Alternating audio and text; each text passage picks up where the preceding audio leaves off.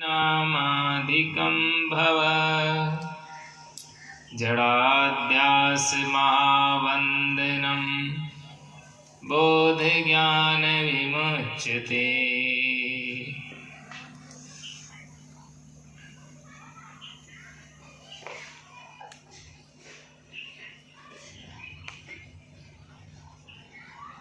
विशाल कबीर सत्संग समारोह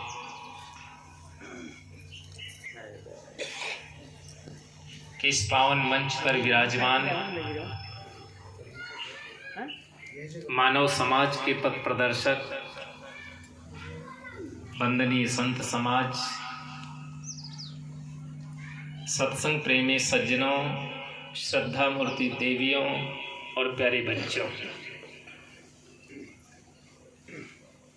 आज बहुत खुशी का दिन है कि आचार्य श्री गरीब साहब की यादों में ये विशाल सत्संग समारोह का आयोजन यहाँ पर हर वर्ष किया जाता है और उस सत्संग में आप काफी देर से बैठ कर के विभिन्न संतों के द्वारा ज्ञान की बातें और बहुत सुंदर भजनों का आनंद ले रहे थे। भारतवर्ष में अनेक संतों का प्रादुर्भाव हुआ, लेकिन आज के 650 वर्ष पूर्व में उत्तर प्रदेश की काशी नगरी में सदगुरु कबीर साहब का प्रादुर्भाव हुआ और उन्होंने बाल्यकाल से लेकर के जन्म से लेकर के अंतिम यात्रा तक वो गांव-गांव में, गली-गली में, नगर-नगर में, देश विदेश में जाकर के और उन्होंने जो है तो समाज को एक नया संदेश देने का काम किया है। समाज में फैले हुए अंधविश्वास, तमाम प्रकार के आडंबर, धर्म के नाम पर बढ़ते हुए अत्याचार, पापाचार, दुराचार और तमाम प्रकार की जो कुरीतियां थी, जो समाज में वैमनस्यताएं बढ़ रही थी, मानव से मानव के बीच में दूरियां बढ़ाई जा रही थी, ऊंच नीच का भेदभाव फैलाया जा रहा था, वो सबको समाप्त कर और उन्होंने एक मानव को अच्छा जीवन जीने का संदेश दिया है। हम सब मानव हैं और मानव की विशेषता न धन से होती है, न पद से होती है, न जात से होती है, न आकृति से होती है, न स्त्री और पुरुष से होती है। अगर मनुष्य की विशेषता है तो उसके गुणों से हुआ करती है। गुणी व्यक्ति जहां भी जाता है वहीं आदर पाता है और जो अवगुणी व्यक्ति होता है वो जहां भी जाता है वहां तिरस्कार का पात्र बन जाया करता है। इसलिए हर व्यक्ति को अपने जीवन को गुणों से सुसज्जित करना चाहिए। मनुष्य का गुण क्या है, मानवीय गुण क्या है, वैसे तो अष्ट महासद्गुणों का वर्णन किया है कि दया, क्षमा, सत्य, शील, विवेक, विचार, गुरु भक्ति और वैराग्य। इन गुणों को जो व्यक्ति धारण कर लेता है वो मनुष्य तो है ही, लेकिन वो इस लोक का भी में भी आनंद से जी सकता है और उसका परलोक भी अच्छा बन सकता है, वो मोक्ष गति को भी प्राप्त कर सकता है।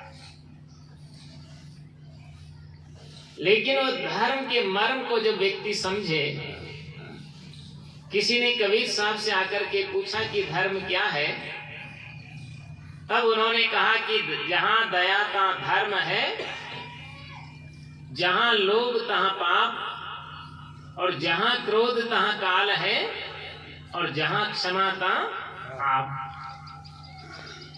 जिस व्यक्ति के दिल के अंदर में दया आ जाती है, करुणा आ जाती है, प्रेम आ जाता है, वास्तविक में वही तो सच्चा धार्मिक व्यक्ति होता है। धार्मिक होने की कोई अलग पहचान नहीं होती। कोई टीका लंबा लगाता है, कोई गोल लगाता है, कोई लाल लगाता है, कोई सफेद लगाता है, कोई दाढ़ी बढ़ा लेता है, कोई मुड़ मुड़ा लेता है, कोई कपड़े रंगे पहन लेता है, कोई सफेद पहन लेता है, कोई पेंट शर्ट में रहता है, कोई जो है तो धोती कुर्ते में रहता है। इससे जो है तो धर्म का कोई लेना देना नहीं। ये तो केवल धर्म के चलने वाले सांप्रदायिकता के चिन्ह है।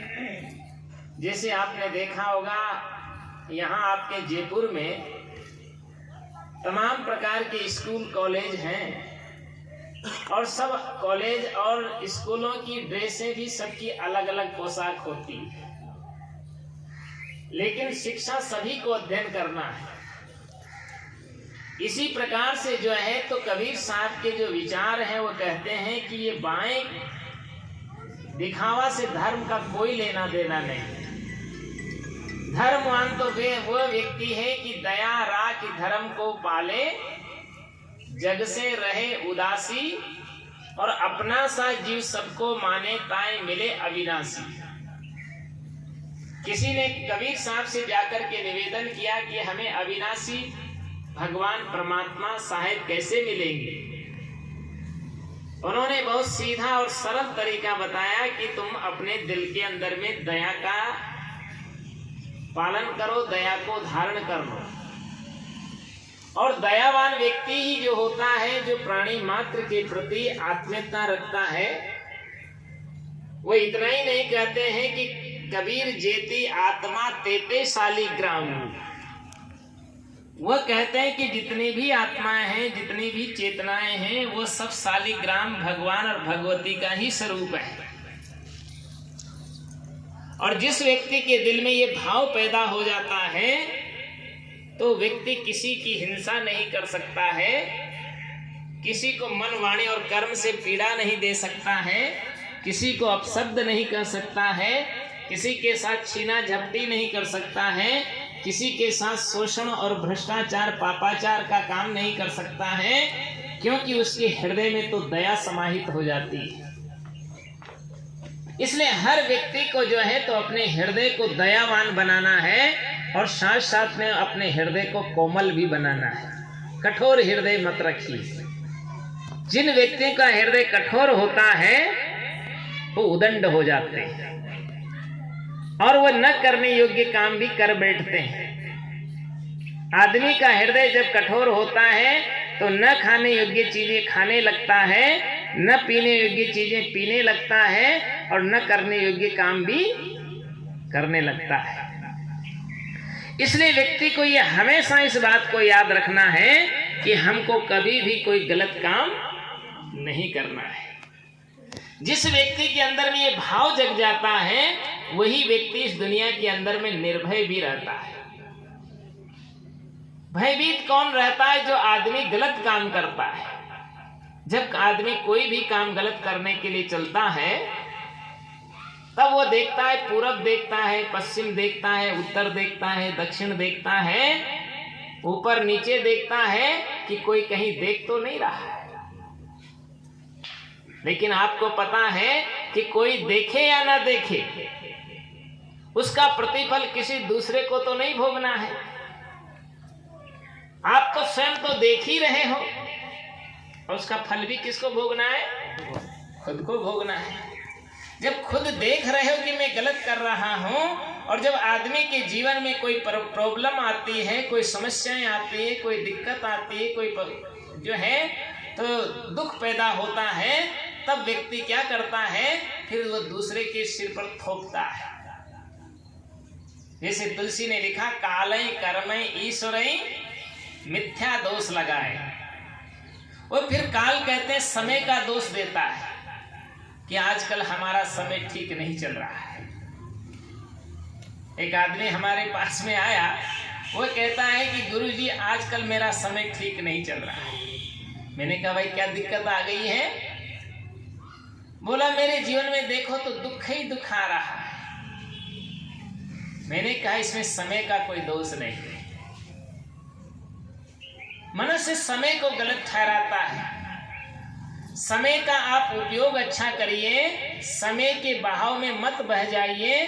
समय का आप एक क्षण का सदुपयोग करेंगे तो समय तो आपके लिए वरदान साबित होगा। इसलिए व्यक्ति को समय का भी सदुपयोग करना चाहिए, इसको फजूल में खोने का काम नहीं करना चाहिए। लोग क्या करते हैं, जहाँ 2, 4, 10 लोग बैठ जाते हैं तो फजूल में प्रपंच में अपना समय बर्बाद करते हैं। कहीं तो जुआ खेलते हैं, कहीं ताश खेलते हैं, कहीं गाजा फूंकते हैं, कहीं और कुछ उदंडता की बातें करते हैं, और कोई नहीं मिला तो प्रपंच ही करते हैं, एक दूसरे की निंदा उपेक्षा ही करते हैं। लेकिन याद रखिए कि इस कचरे को आप अपनी खोपड़ी में क्यों जमा करना चाहते हैं, क्यों भरना चाहते हैं? ये माइयाँ भी जब इकट्ठी होती हैं तो कोई ज्ञान की बात नहीं करती, ध्यान की बात नहीं करती, भजन की बात नहीं करती, साधना की बात नहीं करती, शांति की बात नहीं करती, और ये कहते कि अमुक ऐसी है, अमुक ऐसी है, अमुक ऐसी है। लेकिन हम नहीं देखते हैं कि हम कैसे हैं। आपकी दृष्टि जो है तो मक्खी की तरह नहीं होनी चाहिए, आपकी दृष्टि तो मधुमक्खी जैसी होनी चाहिए।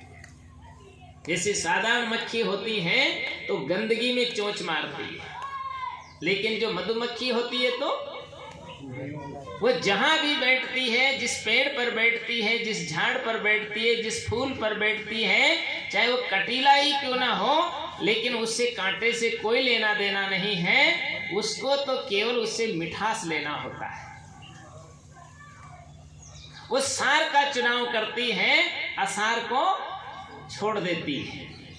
ऐसे ही हर नर नारी को चाहिए कि सार सार को गई रहे और थोथा दे उड़ाए। सदगुरु कबीर भी हमें यही संदेश देते हैं। कितने साधु भी होते हैं तो फजूल में ही जो है तो अपना समय बर्बाद करते हैं।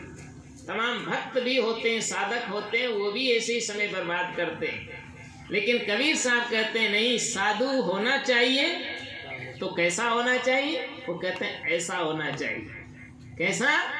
जैसा सूप सुभाए।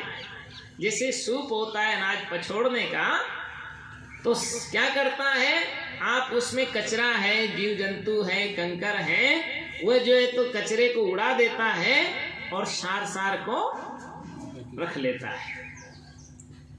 चलनी जो होती है वो कचरे को जो है तो सार को निकाल देती, कचरा कचरा ऊपर रख लेती। जिंदगी में याद रखिए कि हमें सार का चुनाव करना चाहिए, असार को छोड़ देना चाहिए। असार क्या है? शरीर, ये संसार असार है। ये संसार असार को धंधा अंत काल कोई नाही हो, और उपजत बिनसत बार न लागे, ज्यों बादर की छाई हो। सदगुरु कबीर साहब बीजक में कह रहे हैं कि ये संसार ही असार है। जैसे आपने देखा होगा एक पेड़ होता है जिसको आंख कहते हैं, आंकड़ा, जिसको यहाँ की सीधी सीधी भाषा में आंख जो है, आंकड़ा जो होता है उसमें फल लगता है, उसको कैरी कहते हैं। जैसे आम में कैरी फलती है, ऐसे उसमें भी कैरी फलती है। या सेमल के पेड़ को ले लीजिए। सेमल का पेड़ होता है, उसमें लाल लाल फूल खिलता है और उसमें फल भी अमिया की तरह, आम की तरह आता है, कैरी की तरह फलता है। लेकिन उसमें जब जो है तो सुग्गा आता है, बैठता है, उसका जो है तो रक्षा करता है। लेकिन जब वो पक जाता है और उसमें जब चोंच मारता है तो क्या निकलता है? रस निकलता है, भुआ निकलता है। वो कपास है जो कोई उपयोगी नहीं, उसमें कोई सार नहीं होता है। ऐसे ये शरीर है, ऐसे ये संसार है, इसमें भी कोई सार नहीं है, ये सब असार है। हम ये शरीर है, इसको कितना भी खिलाएं, कितना भी पिलाएं, कितना भी नहलाएं, कितना भी तेल फुलेल डालें, कितना भी कुछ करेंगे, लेकिन एक दिन वो आएगा कि ये शरीर 2 मुट्ठी राख में बदल जाएगा। ये अटल दास जी की बगीची के पास तो आप रोज देखते होंगे यहाँ, है ना? कितने बड़े बड़े बाहर लोग आए होंगे, कितने अमीर आए होंगे, कितने गरीब आए होंगे, और जब दोनों जल करके खाक होते हैं तो दोनों अमीर गरीब बराबर हो जाते हैं। कितने ही मुफलिस हो गए, कितने तवंगर हो गए, खाक में जब मिल गए दोनों बराबर हो गए। और वास्तविक है कि एक दिन दो मुट्ठी राख में सबको बदल जाना है। लेकिन फिर भी मानो इतना जो है तो अहंकारी होता है कि वो इतना अकड़ के चलता है कि वो समझता है कि दुनिया में अब मेरे सिवाय और कोई नहीं है। लेकिन आपको पता नहीं है कि पांव थर्राते थे जिनके सामने जाते हुए, पांव थर्राते थे जिनके सामने जाते हुए, और देखा उनकी खोपड़ियों को ठोकरें खाते हुए। जिंदगी में याद रखिए, आप में अकड़न नहीं आनी चाहिए। अकड़ता आदमी को तोड़ती है और विनम्रता आदमी को जोड़ती है। तो हमें तोड़ने का काम नहीं करना है, हमें तो जोड़ने का काम करना है। चाहे आप जो है परिवार में रहें, चाहे समाज में रहें, चाहे राष्ट्र में रहें, चाहे साधु समाज में रहें, चाहे कहीं भी रहें आप, लेकिन आप तोड़ने का काम मत करिए। आपसे बन सके तो जोड़ने का काम करिए, और न बन सके तो कम से कम साहिब बंदगी कह लीजिए। बोलो ना भाई, साहिब बंदगी। ज्यादा कुछ नहीं कर सकते हैं तो व्यक्ति को इतना सा काम करिए। और समय साहिब बंदगी जब आप कहेंगे तो चाहे वो कितना भी क्रोधी होगा, चाहे कितना भी लोभी होगा, चाहे वो कितना भी मोही होगा, चाहे कितना भी आपके प्रति गलत सोच रहा होगा, लेकिन अगर सवेरे सवेरे उठ करके आपने उसको साहिब बंदगी बोल दिया तो सारी गंदगी उसके दिल की निकल जाएगी। और वो भी आपसे जो है साहिब बंदगी बोलेगा, क्योंकि आप जो बोलोगे वही तो बोलेगा। ये वैज्ञानिक तथ्य है। एक्शन टू रिएक्शन, आप जैसी क्रिया करेंगे ठीक वैसी ही प्रतिक्रिया आपको मिलती है। कोई कहता है किसने देखा, तो आप सवेरे सवेरे जाइए घूमने के लिए, और आपको रास्ते में कोई व्यक्ति मिल जाए, अगर आप उसको हाथ उठा के प्रणाम करें, साहिब बंदगी करें, तो वो क्या करेगा? वो भी साहिब बंदगी करेगा कि नहीं करेगी? अगर मान लो आपने उसको साहिब बंदगी नहीं किया, प्रणाम नहीं किया, और आपने उसको गाली दी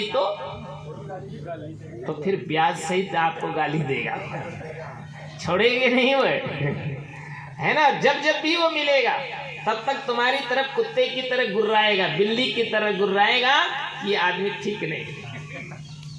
अगर आपने उसको प्रेम से बोल दिया और आपने प्रेम से उसको जो है साहिब बंदगी कर लिया, तो उसकी जो दिल में गांठियां हैं, ग्रंथियां हैं, गंदगी भरी पड़ी है, वो भी सब साफ हो जाएगी, उसका दिल भी पाक हो जाएगा। ये रोज किया करें। घर में सास है, घर में बहू है, घर में भाई है, घर में माता पिता है, घर में स्वजन है, आप उनको ही देवी देवता माने। मैं अभी छत्तीसगढ़ से आ रहा हूँ। छत्तीसगढ़ में जो है तो मैंने देखा है वहाँ के लोगों में इतनी विनम्रता है, इतनी सरलता है, इतनी कोमलता है, इतनी सहनशीलता है कि लोग सवेरे उठ करके सबको एक दूसरे को चरण छूते, साहिब बंदगी करते है ना। अगर तुमने जो है तो बहू है, अगर सास की जाकर के साहिब बंदगी कर दी तुमने रोज, तो चाबी का गुच्छा निकाल के तुमको जरूर दे देगी है समझ में। और जो है तो तुमको घर की मालिकिन बना दे। लेकिन तुम्हारा भी दिल उदार होना चाहिए कि तुम उसको नौकरानी समझ करके उससे काम न ले कि ये कोई हमारे यहाँ झाड़ू पोछा करने वाली आई है और हम इससे कस के काम ले लें, तो फिर वो तुमसे जो है तो ठीक से बात नहीं करेगी। जिंदगी में याद रखिए, एक दूसरे के प्रति हमदर्दी रखिए।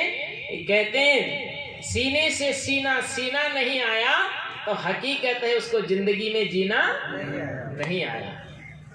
एक दूसरे के जो है दिल को मिलाना सीख जाइए। आप याद रखते हैं कि एक जब टेलर होता है तो टेलर के पास दो चीजें महत्वपूर्ण होती है, एक होती है कैंची और दूसरी होती है सुई।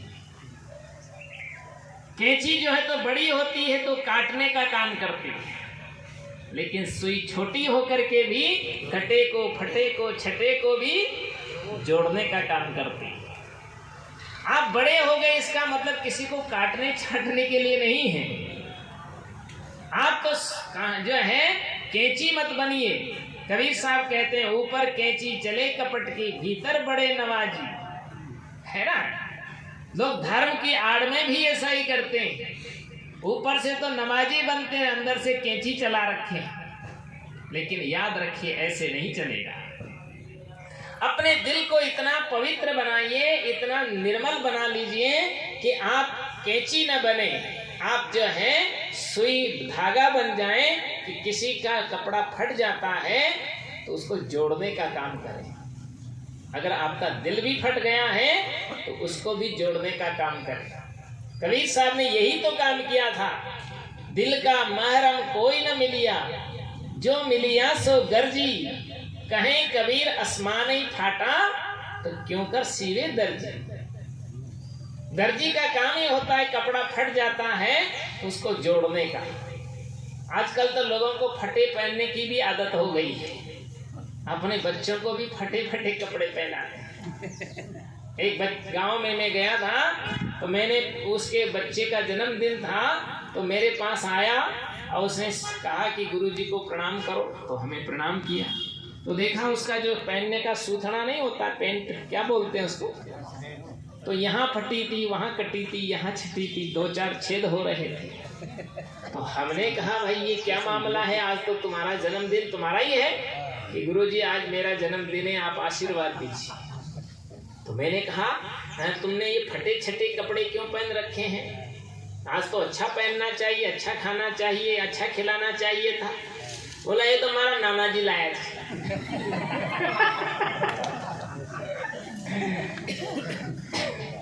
बोला आपको कटा फटा छटा दिख रहा है, ये तो 2500 में लेके आया है। मैंने कहा तेरा नाना के दिमाग का स्क्रू ढीला हो गया क्या। बोला इसमें तो मुझे तो यही पसंद आ रहा है। और नाना भी क्या करे बेचारा, जो पसंद आए वही लाना पड़ता है। नाना ये थोड़ी चाहता है कि बच्चे का फटा हुआ चेहरा दिखे, कटा हुआ दिखे, कपड़े खराब होंगे। लोगों को इतनी अकल नहीं है कि जो है तो कोई पुराने उतरे पुतरे कपड़े पहनने की आदत बन गई, गुलामी के चिन्ह है ये। जो लोग काम भी ले लेते हैं और जो वो फट जाते हैं तो उनको और थोड़ा सा और कटिंग करा के और बड़ा छेद करके और तुमको डबल दाम में बेच देते हैं। वो लोग अकलवान है और तुम लोग नकलवान हो। तो नकल करने का भी तरीका नहीं होता है, कम से कम अकल का उपयोग तो लो। जब आदमी में अकल ही ठीक नहीं है तो वो नकल भी कैसे करना चाहिए। और हर आदमी को नकल नहीं करना चाहिए, नकल करोगे तो समस्या में उलझ जाओगे। इसलिए आदमी को कबीर साहब कहते हैं किसी की नकल मत करो। लेकिन हिंदुस्तान के लोगों की स्थिति कैसी हो गई, वो कबीर साहब ने चित्रण कर दिया जैसे भेड़ों का झुंड होता है। एक भेड़ एक गाड़ में गड्ढे में से निकलती है, कीचड़ से निकलती है, तो सारी की सारी भेड़ें उसी गड्ढे में होकर के निकलती हैं। ये नहीं देखती है कि इस कीचड़ में फंस जाएंगी, कब गंदगी चिपक जाएगी, लेकिन नहीं, एक निकल गई तो वो भी उसी में से निकल। अगर कोई निकलना भी चाहती है तो दूसरी पकड़ के कहती कहाँ जा रही है। लोग इसी प्रकार से समाज के अंदर है, जो लोग कीचड़ में फंस गए हैं, धंस गए हैं और अंधविश्वास के शिकार हो रहे हैं, वो लोग जो है परेशान हैं, लेकिन दूसरों से भी कहते हैं कि बस यही रास्ता अच्छा, इधर तुम भी आओ। अगर कोई निकलना चाहता है और उसे आगे बढ़ना चाहता है, अपनी उन्नति और तरक्की करना चाहता है, सच्चा और अच्छा ज्ञान का अनुकरण करना चाहता है, तो लोग कहते हैं कि तू ही आगे होगी ज्ञानी। ये सारा बेवकूफी है क्या। अरे भाई क्या है, अच्छी चीज अच्छे लोग कम होते। कहाँ भसुंड सुनो खग नायक और 100 में से 90 नालायक, है ना। 10% लोग ही अच्छे होते। तुलसी ने मानस में भी लिखा कि हजारों में नर सहस्त्र में सुनो पुरारी और कोई होए धर्म वृद्धारी। सहस्त्रों में से कोई एक व्यक्ति धर्मवान होता है। धर्मवान कोटिन में कोई, करोड़ों धर्मवान में से कोई एक विषयों का त्यागी होता है। करोड़ों विषयों के त्यागी में से कोई एक जो है आत्मज्ञानी होता है, और करोड़ों आत्मज्ञानियों में से कोई एक जीवन मुक्त पुरुष हुआ करता है। तो श्रेष्ठ वस्तु की तो कमी होती है। जैसे आप लोगों ने देखा होगा कि आपके गांव में, आपके नगर में, आपकी कॉलोनी में लोहा, तांबा, पीतल क्विंटलों से, आप मणमाणियों से आपको मिल जाएगा, लेकिन सोना चांदी कितना मिलेगा? थोड़ा मिलेगा। तो क्या उसका मूल्य ज्यादा होता है कि उसका मूल्य ज्यादा होता है? आप हंडी भर करके दही का मंथन करते हो, छाछ मट्ठा का मंथन करके, और हंडी भर के छाछ होती, लेकिन मक्खन कितना निकलता है? थोड़ा सा निकलता है। हर चीज सार वस्तु जो है तो थोड़ी होती। याद रखिए, हमारी बॉडी भी ये कचरे की तो 3.5 हाथ की है, मोटी ताजी स्वस्थ मस्त है, लेकिन इसमें सार तो थोड़ा सा चेतन है। अगर वो चेतन इसमें से निकल गया तो पिता पिता नहीं रह जाता, माता माता नहीं रह जाती, भाई भाई नहीं रह जाता, पत्नी पत्नी नहीं रह जाती, गुरु गुरु नहीं रह जाता, चेला चेला नहीं रह जाता है। और उसके छोटी सी चेतना के निकल जाने पर लोग उठा करके और उसको मिट्टी में दबा देते हैं, या नदी में बहा देते हैं, या अग्नि में जला करके होली की तरफ फूंक देते हैं। कहने का मतलब ये शरीर भी असार है। इसलिए कबीर साहब कहते हैं, ये संसार असार को धंधा, अंत काल कोई ना ही हो, और अंत काल में कोई भी तुम्हारा सहायक नहीं होगा। अंत काल में क्या, जीते जी कोई सहायक नहीं होता है। अभी एक बूढ़ा बूढ़ी हमारे पास आए थे, तो कहते थे, गुरुजी हमारे बेटा बहू ने हमको निकाल दिया। मैंने कहा क्यों निकाल दिया? क्या तुम्हारे कोई परेशानी आ रही थी? बोला मेरे घर में एक भी मकान नहीं था, टूटा सा घर था, उसको मैंने अच्छा 2 मंजिल मकान बनाया, अच्छा सुंदर मकान बनाया। 1 बीघा जमीन नहीं थे मेरे माँ बाप के पास, लेकिन मैंने 30-40 बीघा जमीन भी बनाया, और वो भी तैयार कर दिया। और मेरा लड़का बिल्कुल बुद्धू था, लेकिन उसको पढ़ा करके मैंने बुद्धिमान बनाया, और उसके जो है तो शादी करके और बहुत सुंदर बहू भी लाया। लेकिन जब बहू आई, तो बहू जब लाते हैं तो लोग ऐसे नहीं आती बहू, बहुत खर्च करना पड़ता है, खूब बाजे गाजे बजाने पड़ते हैं। इतना उत्साह, इतनी उमंग रहती है माँ बाप को कि अब गरम गरम फुलके खाने को मिलेगा है ना? लेकिन आई है बहू, चूल्हा अलग धरी, और जैसे ही बहू आती है तो आजकल तो पूरे रेडीमेड सब सामान कंप्लीट आते हैं, और चूल्हा भी बहू को साथ साथ में दे देते हैं अलग करना सब तुरंत। तो देखो आखिरी में ये स्थिति होती है कि उसकी सारी आशा पर पानी फिर जाता है। बोला बहू भी अच्छी आई है, और जो है, लेकिन बहू जब आई तो हमसे कहती है कि अब तुम्हारा यहाँ क्या काम है? बोला तेरा काम नहीं है। तो बोला अच्छा है, कोई बात नहीं। तो हम कहाँ जाएंगे? यहीं रहेंगे। हमने घर बनाया, हमने जमीन बनाया, हमने बच्चा पैदा किया, हमने तेरे को लाया है। तो वो कहती है कि लाया तो लाया, ये तो सारा सभी लाता रज। बोला हमने ऐसा किया, वैसा किया, वैसा किया। तो दोनों जने क्या कहते हैं, कोई तुमने कौन सा बड़ा काम किया? ये तो सारी दुनिया ही करती आ रही है। उसका कोई एहसास ही नहीं महसूस होता है, और लोगों के मन में बिल्कुल भी चिंता नहीं, कोई भय नहीं, कोई उनकी मानवता नहीं। और बोला जो है गुरुजी जो है तुम हमें जो है तो आपके आश्रम में रहने दो। मैंने कहा जब तुम वहां नहीं रह सके तो हमारे आश्रम में कैसे रह पाओगे? बोला नहीं नहीं यहाँ रह जाएंगे। मैंने कहा हम उसको समझाएंगे, चिंता मत करो, तुम मस्त रहो, वापस घर जाओ। बहुत समझाने पर भी उनको बात नहीं समझ में आई, और कुछ दिन के बाद उसके लड़का की पत्नी के बच्चा हुआ, पोता हुआ, जिसको पोता कहते हैं ना। पोता उसको कहते हैं जो तुमको बुढ़ों को पोत ले है ना? और बुढ़ा बुढ़ी भी उसमें बहुत मोहित होते, अपने बच्चों में मोह नहीं रहता, उनमें ज्यादा चिपके रहते। अगर 1 साल 2 साल बहू के पोता नहीं आया तो कहती है अरे गुरुजी हमारे तो पोता ही नहीं आया। अरे मैंने कहा राजा दशरथ के 60 वर्ष में बच्चा आया था हैं, और जो है तुम अभी इतनी जल्दी करते हो, धैर्य रखो कम से कम। और उसके संजोग से ऐसा उसके पोता हुआ। अब पोता हुआ तो बहुत वो जो उसकी जो है बेटा की माँ पिता दोनों उसको मिलने गए बच्चे को देखने के लिए। तो बहू ने देखते ही गुर्राती है और कहती है कि खबरदार, अगर तू असली की हो तो मेरे बच्चे के हाथ न लगाना। अब बताओ। उसने कहा कि देवी, जिस प्रकार से आज तू कह रही है कि असली की हो तो मेरे बच्चे के हाथ मत लगाना, अगर मैं भी तेरे से कह देती कि तू भी असली की हो तो मेरे बच्चे के हाथ मत लगाना, तब क्या बीतेगी? लेकिन इन बहुओं को और इन बुढ़ियों को इतनी अकल नहीं। अरे तुम भी एक दिन बुढ़ी हो जाओगी, तुम्हारा भी नंबर आएगा। इसलिए जिंदगी में याद रखिए कि बूढ़ा बूढ़ियों की उपेक्षा मत करिए। ये सच्चे देवता हैं जिन्होंने तुम्हें जीवन दिया है, घर दिया है, वर दिया है।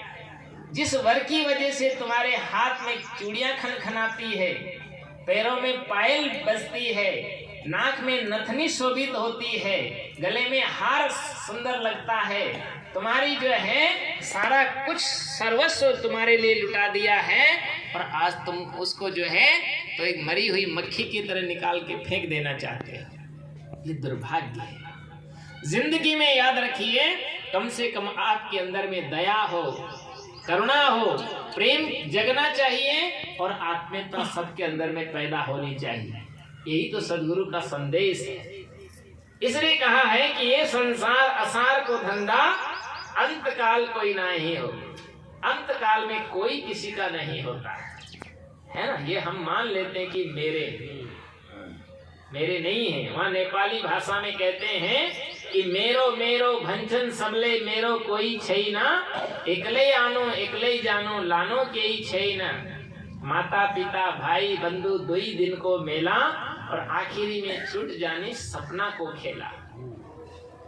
कितना भी तुम मेरा मेरा करके मानोगे, लेकिन मेरा तेरा कुछ नहीं। ना घर तेरा ना घर मेरा, और चिड़िया रेन हंसा ये पिंजरा नहीं तेरा। कबीर साहब कहते हैं ये हंसा ये पिंजरा ये शरीर भी तुम्हारा नहीं है। क्या मेरा मेरा करता है। इसलिए मेरापन का छोड़ दीजिए, निर्मोही बन जाइए, निष्कामी बन जाइए। कोई प्रकार की कामना मत रखिए। कामना ही दुखों का मूल कारण होता है। इसलिए कामना भी आप जिंदगी में कभी मत रखिए। जितनी कामनाएं बनाओगे, जितनी चाहनाएं बढ़ाओगे, उतनी दुख और परेशानी तुम्हारे जीवन में आएगी। और जिस दिन कामनाओं से मुक्त हो जाओगे तो तुम मोक्ष को प्राप्त कर जाओगे। इसलिए कामना न रखो, चाहना न रखो। जरूरत से ही आते हैं सभी रंजो अलम घर में, हम आने ही नहीं देंगे जरूरत के कदम घर में। आप जितनी जरूरतें, जितनी आवश्यकताएं बढ़ाते जाओगे, उतनी दुख तकलीफ आपके जीवन में आएगी। और वो जो है उनको छोड़ दोगे तो तुम सुखी हो जाओगे। हैं? चाह गई चिंता मिटी। कबीर साहब से किसी ने कहा कि बोला आप मुझे ऐसा आशीर्वाद दीजिए मैं राजा बन जाऊं। कबीर साहब ने कहा आशीर्वाद में तुमको ऐसा दूंगा जो तुम राजा ही नहीं, तुम तो राजा का भी बादशाह बन जाओगे, शानशाह का भी शानशाह बन जाओगे। तो क्या करना पड़ेगा? बोला कुछ नहीं करना पड़ेगा। एक पंच सरपंच प्रधान मंत्री संतरी बनने के लिए घर घर हाथ फैलाना पड़ता है, सबको माई दादी चाची कहना पड़ता है, तब जाकर के वो आदमी पद पाता है। लेकिन कबीर साहब कहते मैं तुमको वो उपाय बताता हूँ जो तुम शानशाह का भी शानशाह बन जाओगे, सम्राट का भी सम्राट हो जाओगे। तो बोला क्या करना पड़ेगा? बोला करना कुछ नहीं, सब छोड़ना पड़ेगा। चाह गई चिंता मिटी, चाहनाएं छोड़ दीजिए, बस सारी चिंताएं मिट गई। जिस व्यक्ति की चाहना है, जैसे मान लो चाय का मतलब चाय मान लीजिए, जिस आदमी को चाय पीने की हैबिट पड़ गई तो सवेरे उठते चाय चाय चाय है ना। अगर वो न मिले लोगों को, तो एक महिला से मैंने पूछा कितनी बार चाय पीती हो, तो दिन में कहती है कि 10 बार तो हो ही जाती हो। तो मैंने कहा अगर न मिले तो? बोला मेरी खोपड़ी जन आती है। अब बताइए, अरे चाय पीने से निद्रा खत्म हो जाती है, लीवर आपका डैमेज हो जाता है, आपका चेहरा भी जो तो काला हो जाएगा, आपकी बुद्धि का भी हार्श होगा। पीना है तो आप नारंगी का जूस पीजिए।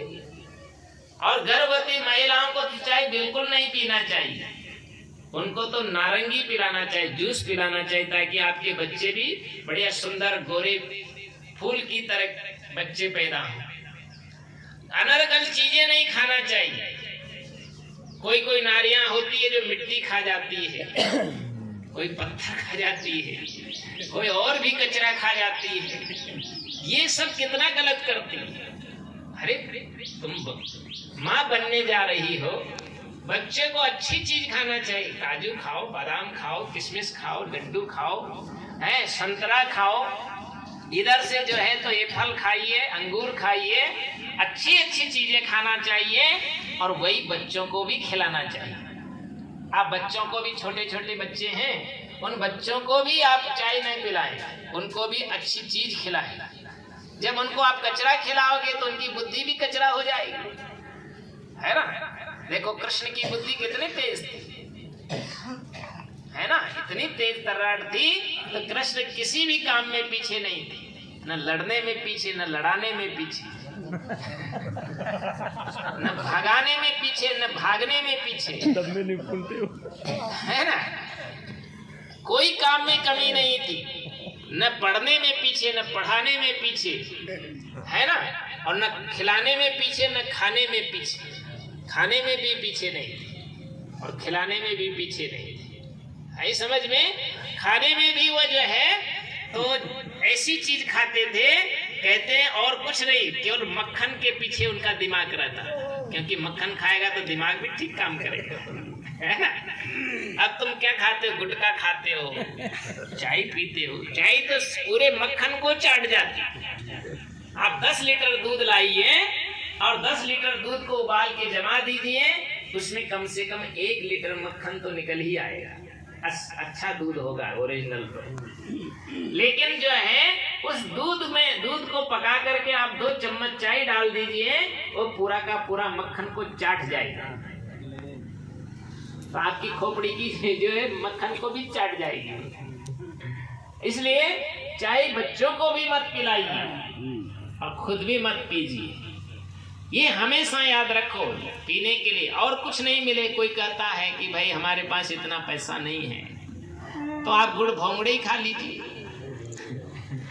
हैं आप गुड़ जो है लाभ बड़ा खर्चा मामूली। मैंने तो मेरी कविता में लिखा भी है कि लाभ बड़ा खर्चा मामूली और प्याज टमाटर गाजर मूली है। सस्ती चीजें आप खाइए, गाजर का जूस पी लीजिए या गाजर ऐसे चबा के खा लीजिए, दांत है तो है, और लाभ भी ज्यादा होगा, खर्चा भी कम आएगा।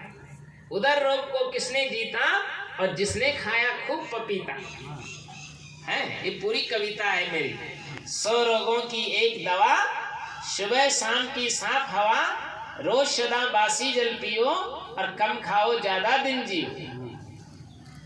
लाभ बड़ा खर्चा मामूली, प्याज टमाटर गाजर मूली, उधर रोग को किसने जीता और जिसने खाया खूब पपीता। ठूस ठूस गोदाम को भरना और बेमौसम बेमौत के मरना, है ना। देश को किसने किया खराब, अंडा मछली और शराब। देश को किसने किया तबाह, बाल और बेमेल विवाह। और कौन देश सबसे कमजोर और जिसकी जनता मेहनत चोर, है। तो इस प्रकार से पूरी कविता तो मुझे भी याद नहीं आ रही है, लेकिन वो मेरी बुक है प्रभाकर भजन गंगा, यहाँ साधु लोग लाए भी होंगे। आप उसमें अच्छे अच्छे भजन भी हैं और उसमें जो है तो ऐसी ऐसी कविताएं भी हैं। तो जिंदगी में याद रखिए कि आप स्वस्थ भी रहना चाहते हैं तो अच्छा खाइए और अच्छा ही खिलाने का काम भी आप लोग करिए, तो जीवन अच्छा बनेगा। तो मैंने अपनी बात शुरू किया था कि हमें अपने जीवन को गुणवान बनाना है, तो सबसे पहले हम जो है समय की कीमत समझें, समय को दोष न दें। समय को दोष वह देते हैं जो समय का दुरुपयोग करते हैं, वो लोग समय का दोष देते हैं, पहली बात है। दूसरी बात ये कर्म को दोष देते कि हमारा भाग्य फूटा है, भाग्य ठीक नहीं। अरे भाग्य अच्छा है तभी तो मनुष्य जीवन मिला है तुमको, नहीं सुकर कुकर बन जाता, चूहा बिल्ली बन जाता, सांप बिच्छी बन करके कुचलने में आ जाता, हाथी घोड़ा गधा बाघ भालू बन जाता है, सर्प बिच्छी बन जाता। लेकिन नहीं, तुम्हारा भाग्य अच्छा था तो आज तुमको बहुत सुंदर मनुष्य जीवन मिल गया है, और फिर भी तुम कहते हो मेरा भाग्य ठीक नहीं, कर्म ठीक नहीं। और ईश्वर को दोष देते हैं कि हमारे ऊपर ईश्वर नाराज है। ईश्वर किसी पर न नाराज होता है न किसी पर खुश होता है ना। ईश्वर की कल्पना करने वाला भी ये मनुष्य ही है।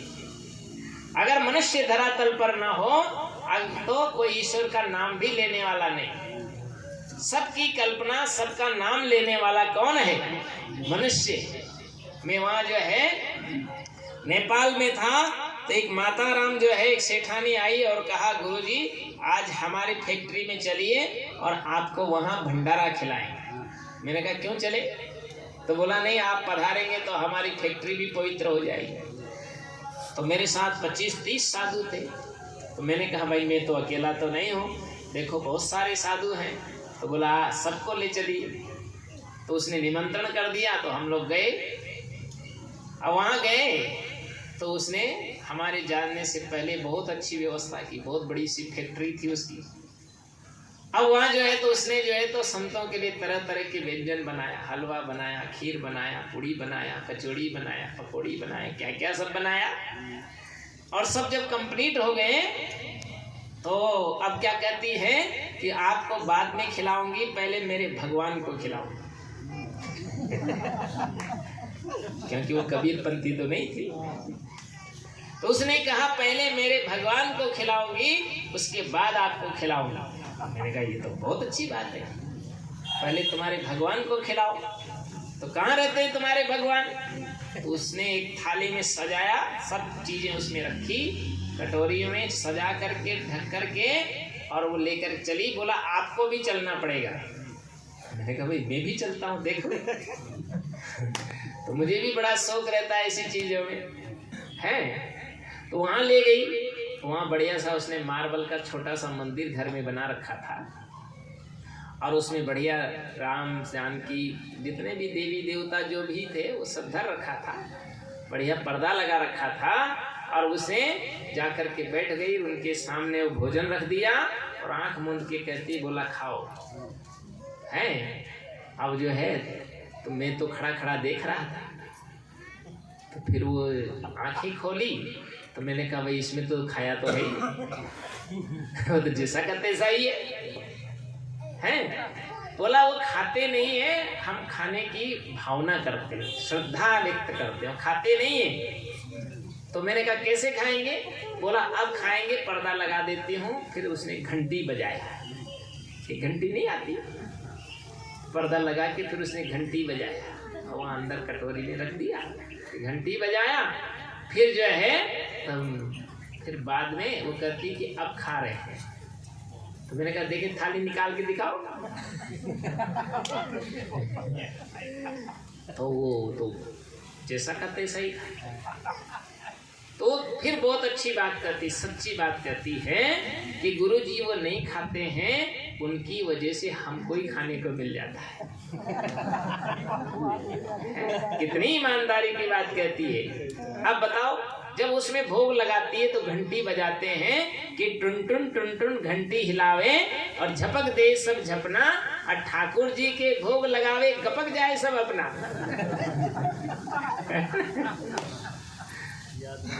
तो कैसा, कितना अद्भुत है। तो उसका भाव देखो कितना है। फिर वो हमको ले जाती है, फिर हमको खिलाती है, हमको भी बहुत अच्छा लगा। मैंने कहा देखो इसकी कितनी श्रद्धा है, जो नहीं खा रहे उन पर ही इतनी श्रद्धा है, और ये माइयों को पूछो जो खा रहे हैं उनको भी श्रद्धा से नहीं खिला पाती कि कहाँ तक पका पका के खिलाती रहूंगी तुमको जिंदगी भर। ये तो आफत हो गई मेरी जिंदगी के लिए। कितना बर्तन मांजेंगी, कितना जो है तो भोजन पकाएंगी, ऐसे करते करते ही मर जाऊंगी, है कहाँ तक करते रहेंगे। लोग सेवा करने से कतराते, लेकिन कृष्ण भी सेवा करने से नहीं कतराते। वो सेवा में भी बड़े निपुण थे। युधिष्ठिर के यज्ञ में भी उन्होंने सेवा का जो है तो अपना काम लिया था, सब काम बढ़ चुके थे, लेकिन कृष्ण ने कहा कि झूठी पत्तल फेंकना और संतों के चरण धोना ये मेरी जिम्मेदारी में रहेगा। देखो कितना ऊंचा काम ले लिया कृष्ण ने, है। तो खाने में भी जो है तो व्यक्ति को अच्छा खाना चाहिए और कमाने में भी अच्छा कमाना चाहिए। अगर तुम बचपन में शिक्षा अध्ययन नहीं कर पाए, जवानी में धन एकत्रित नहीं कर पाए, तो बुढ़ापे में क्या खाओगे? जब अच्छा कमाओगे नहीं तो अच्छा खा भी नहीं सकते हो और बच्चों को भी नहीं खिला सकते हो, दूसरों को तो दूर की बात रह गई, है ना। इससे खाना भी अच्छा है, लेकिन पहले कमाना अच्छा है। जब कमाओगे अच्छा तो खाओगे भी अच्छा, और खाओगे अच्छा तो फिर सोओगे भी अच्छा, है कि नहीं? और नहीं तो फिर रात भर भी करवटें बदलोगे, तुमको चैन की नींद नहीं आएगी। इसलिए जिंदगी में याद रखना है कि हमको अच्छा काम करना है। तो सदगुरु कबीर साहब का जो संदेश है उसका एक एक सूत्र जो है तो हम जीवन में याद रखें। तो कहते हैं कि पहला लक्षण है दयावान होना, दया का पालन करना। तो कहते हैं दया राख धर्म को पाले। जो दया का धारण करता है वह सच्चा धर्मवान है, वो समझो धर्म की पालना कर रहा है। जग से रहे उदासी, और जगत से उदास रहो। उदास का मतलब ये नहीं कि तुम्हारे चेहरे पे हमेशा 12:30 बजे रहे है ना। रहो खुश, है ना, जिंदगी में खुश रहो, लेकिन जो है तो संसार में आसक्त मत रहो। आसक्ति ही दुखों का मूल कारण होता है।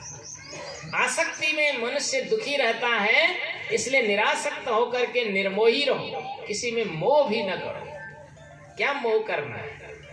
सब हमारे हैं और हम सबके हैं, और ऐसे देखो तो ना कोई हमारा है ना हम किसी के। हमारे हमको याद रहे, हम तो हमारे हैं और हमें ही याद रहना चाहिए। यही भाव सबके दिल में रहना चाहिए। कोई लोग बड़े मोही होते, अपने में ज्यादा मोह रहता है, दूसरों के पीछे वो परेशान रहते।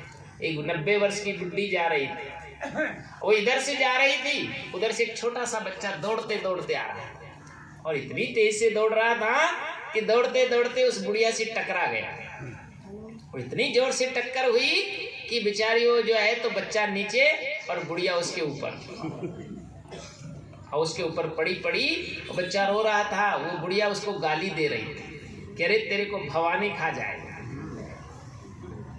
अब बताओ, और बच्चा तो दबा हुआ है, रो रहा है, फिर भी बुढ़ी गालियां दे रही कि तेरे को भवानी खा जाए। इतने में एक आदमी उसी मोहल्ले का आया और उसने कहा, रे बुढ़ी तू किसको गालियां दे रही है? बोला इसने मेरे को गिरा दिया, इसलिए मैं कह रहा हूँ तेरे को भवानी खा जाए। बोला रे जिसको तू गालियां दे रही है वो तो तेरा ही पोता है। इतना सुनते तो उसमें ताकत आ गई और उठ खड़ी हुई और बच्चे को उठा के धूला झाड़ती और बोला बेटा जीता रहे जीता रहे। देखो कितनी चालाक बुद्धि थी। दूसरे का बच्चा है तो उसको भवानी खा जाए और अपना पता लगते ही देखो उसको आशीर्वाद दे।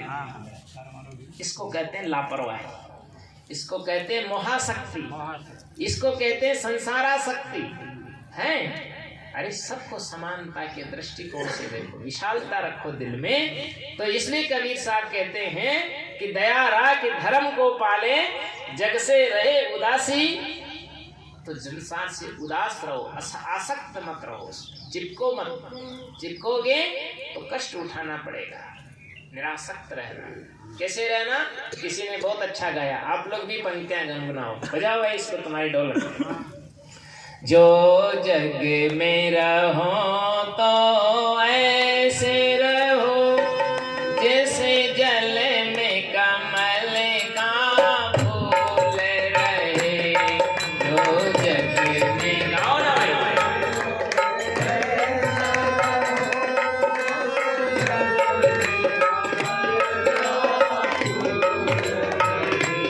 जो जग में रहो तो ऐसे रहो जैसे जल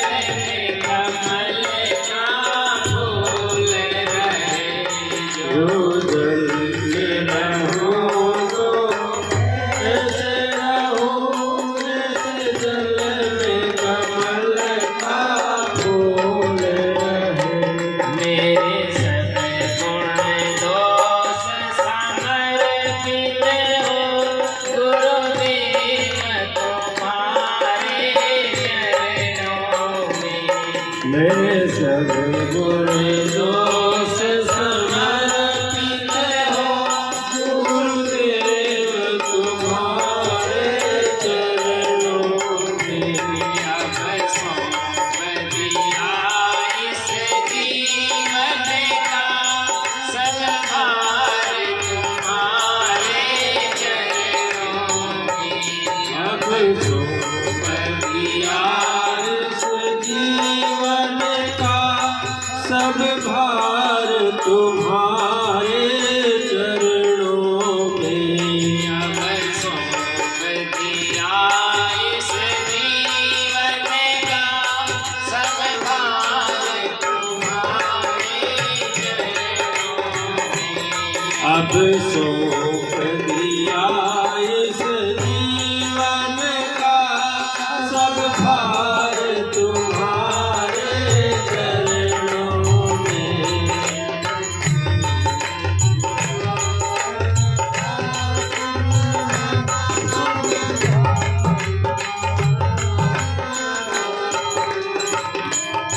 इसलिए याद रखिए कि संसार में तो रहना है, संसार छोड़ के जाना कहाँ है। बिल्कुल। कबीर साहब कहते हैं इस संसार में तो रहो, लेकिन कैसे रहना है उस प्रकार से रहो जिस प्रकार से नदी है और नदी में जल रहता है और जल में आपने नौका को छोड़ दिया है तो नौका तो अच्छी है और जल भी अच्छा है, लेकिन नौका जल में रहती है तो तैरती है। जब तक नौका जल में रहती है तो तैरती रहती है, लेकिन जल नौका में आ गया तो डूब जाएगी। तो याद रखिए कि नौका तो जल में रहे लेकिन